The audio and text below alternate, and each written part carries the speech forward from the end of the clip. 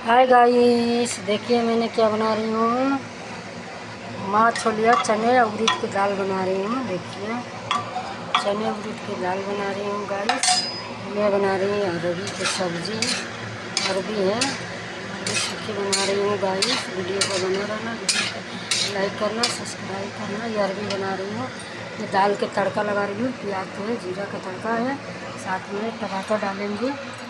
पूरी चने की दाल बना रही हूँ गाइस। वीडियो पर बना रहना, वीडियो को लाइक करना, वीडियो पर बना रहना, वीडियो को लाइक करना, सब्सक्राइब करना गाइस। आप लोग को सपोर्ट चाहिए, सपोर्ट करिए गाइस,